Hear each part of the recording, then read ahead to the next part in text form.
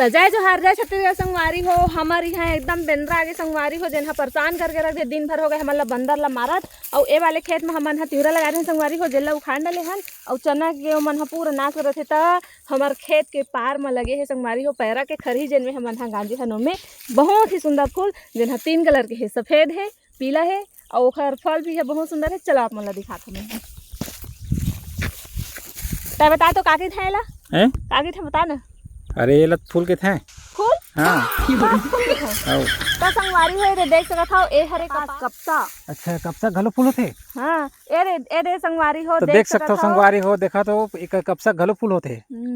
आप यहाँ होते कि नहीं हो आपन के यहाँ तेला बताओ जरूर कमेंट करके। और पता है संगवारी हो एक हर फूल है ना पीला है और अलग अलग कलर के भी होते।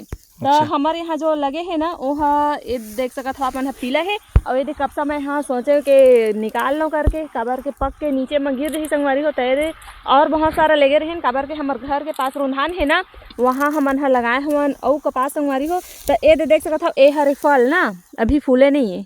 अच्छा हाँ ऐसे फूल है। हाँ ए हरे फूल और ए हर फर अभी पके नहीं है। तो देख सकते हो संगवारी हो ए हर ना अभी पके नहीं है। जब पकी ना तो मतलब पके के बाद ऐसने ही कपसा निकल ही देख सकते हो आप मन। तो संगवारी हो काखर काखर घर है कपसा के पेड़ और कौन कौन लगाए हो अपन कमेंट करके बताओ संगवारी हो।